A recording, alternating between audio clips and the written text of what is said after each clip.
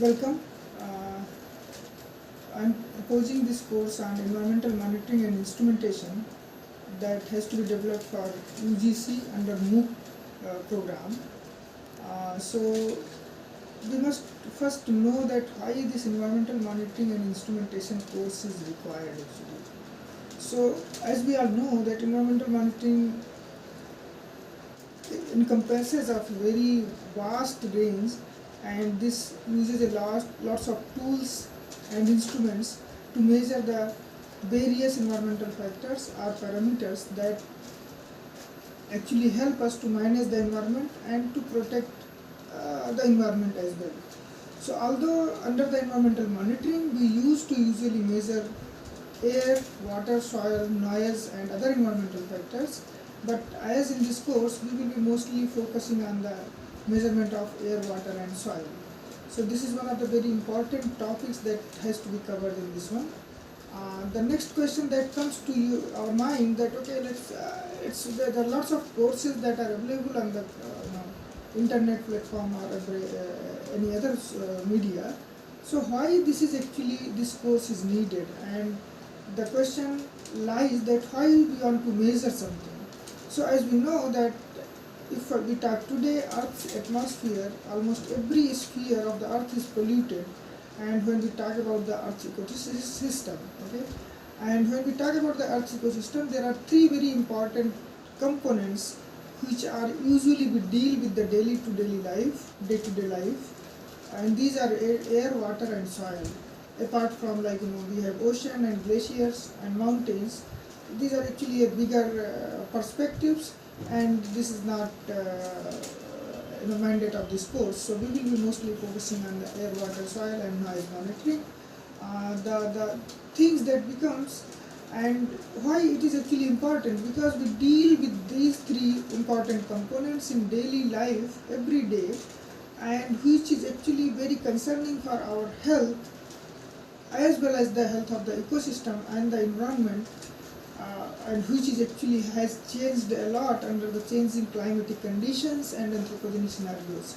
So for example, after this industrializations, the composition of the air, water and soil, they have been actually changing a lot, and they have led to degradation of their water, soil, air quality, and then lots of pollution aspects has come into picture. So this is one of the things that we will be actually doing in this one.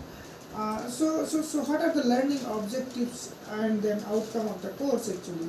So the very basics design of this course is to train the students and the other learners with various monitoring of the air, water and soil, as well as noise pollution monitoring. And the main focus will be that what are the instruments and what are the methods that can be designed or that has been designed to measure these composition as well as pollutions. So basically you will be actually, the learners will be able to learn the various tools and techniques that are required to monitor these things. So this is very important components. We often see one of the things that is lacking in the many of the courses, that either we see air monitoring as a separate, soil and water monitoring as a separately, but this course will be offering to you all the three aspects in a single course. So this will be really very important and very handy course for all the learners. Coming back to the objectives of the course, the main objective is to train the students and the learners with the various monitoring tools and the instruments that can be used or that have been used for monitoring air and water and soil, and to equip with the learning different equipment methods and instruments that are designed to measure. Apart from that, you will be able to learn that how these instruments designing are there, how these are actually, why the measurement itself is important, what are the components of the instrumentation.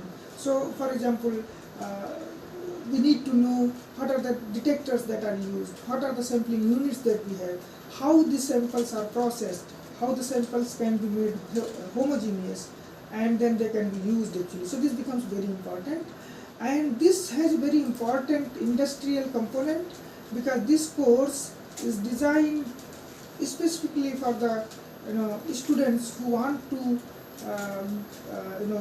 give their services to the industries as well as in the country's various government bodies such as Central Pollution Control Board, State Pollution Control Board. In addition to the policy makers and then impact assessment researchers are reported, and Ministry of Environmental, Forest and Climate Change. So these are the things that can be actually handy for the students, and then they can be a key positions that they can be availing there. So this will be very important.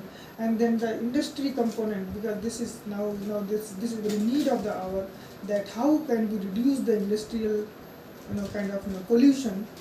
This is becoming a very big concern for all of us, because industry usually gives lots of pollution levels, and this we have to understand that. Now after understanding that why you want to measure, the next question that is there, that what do you want to measure actually. This is very second very important questions that will be addressed. So actually we will be, as I said, that we will be studying air, water and soil quality monitoring. And when we say in the air monitoring, we will be studying both the air gaseous pollutants as well as particulate matter pollutants. So we will be discussing measurements of gaseous pollutants like SO2, NO2, and then you have ozone, CO, NH3. These gases we will be monitoring that one. Then in the particulate matter, we will be discussing more about the particulate matter sampling, PM1, PM2.5 and PM10, how they are important and what are the composition of these things, and what are the instruments that can be deployed to measure the particulate matter pollution. So this will be very important. In the water quality monitoring, we will be discussing physical parameters like pH meter, conductivity, and then TDS or some. These are the very physical parameters. Apart from the chemical like dissolved oxygen, biological oxygen demands, and then COD, as well as the total hydrocarbon analyzers, as well as various ions, cations and anions. We will be focusing mostly on the sodium, potassium, calcium, magnesium and ammonium. These are the 5 very key ions, cations that are there in the water, and then sulfate, nitrate, chloride, nitrite, bromide.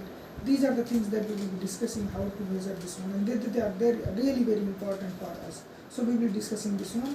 In the soil analysis, we will be discussing that what are the various soil testing devices and sensors that are there to understand the soil conditions, as well as that what are the composition actually and contamination. So when we say composition, we will be mostly measuring the pH, total carbon that is there in the soil, nutrient levels, and what are the various contaminants, for example heavy metal pollution, and then pesticides and all those things we will be discussing in this one. And the last one will be that how to measure this one. This is actually, so why and what, we will be now, last part we will be discussing that how we will be measuring this one. So as we discussed that we will be using lots of instrumentation methods. I will be discussing those things in details. I think I will give a very detailed overview of most of the measurement techniques. For example, absorption based measurement techniques are emission based measurement techniques. Absorption basically, like for example, you will get lots of idea about the Weir-Lambert's law and where these can be used. For example, it can be Weir-Lambert's law can be used in the monitoring of air, which usually gives you aerosol optical depth. We can use this one for measuring the various components in the water which are absorbing at a particular given wavelength, so that can be used in this one. So we will be discussing that one. Then we will be also discussing different tools, for example water quality, so how these different ions can be measured. We will be also discussing some of the advanced measurement techniques like ion chromatography, which can give you all the measurements in a single, all the cations and anion measurements in a single go. So this has become very important, which is basically a conductivity based measurements. One of the very important component of water is actually bicarbonate, and which is often neglected. We don't measure them, but in this we will be also discussing some of the titration based methods. How can we measure the bicarbonate, how actually we can measure hardness of the water. So this is very important, that actually we can measure calcium and magnesium and then we can reduce that one. So these are the very important, and what are the key components or what are the key instruments that will be used in this one. and what are the components of these instruments that are actually you will be able to learn this one. I'm not sure, but we don't have any platform for physical visit to the instruments, but I would request UGC to plan sometimes that in the course that students may be sent out to the universities. They can go and learn the advanced instrumentation techniques in the laboratory facilities wherever they are available. For example, in our lab we have very good instrumentation techniques ranging from total organic carbon analyzer, which can measure dissolved oxygen in the water as well as total carbon in the soil or the sediments. Then we have GCMS, which is very advanced for measuring the molecular markers of organic compounds. We can use GCFID for measuring range of gaseous pollutants and then gases, volatile organic compounds that are there in the air. We have ion chromatography in our lab, so we can use that ion chromatography to measure all the cations and anions. We have an auto titrator, so that can give you actually the pH and then bicarbonate measurements of the water actually. We have recently equipped with some of the bioresource samplers, and then we are also discussing some of the things like microplastics in the environment. So that is an emerging contaminants. I will touch upon those things in this course. So I think this course that is proposed by the UGC under MOOC is a very timely contribution, and this is a need of the hour. And then the students will be encouraged, and they will be actually get a very good idea about the importance of this environmental monitoring and instrumentation course. It will be very beneficial to the students, not only for the learning perspectives, but for the job employability. They would be actually this will be very helpful in the laboratory. They can go in any laboratory if they have a very good equipment learning skills. They can go to the laboratories. This will be very good for the researchers as well, because PhD students, they can learn all the measurement techniques that can be used, and they can employ their PhDs. So if they are actually going for higher studies, they can do the PhDs. Most of the national testing laboratories that are there, these students, trained students, can be established.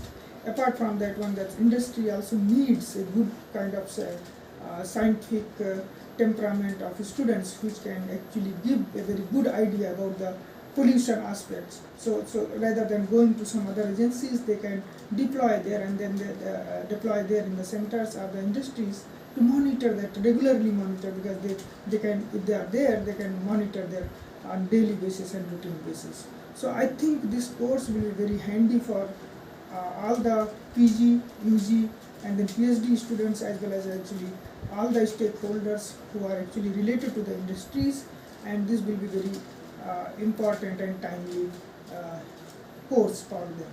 So I wish all the best and to all the students, and I encourage them to learn this very important course. Thank you.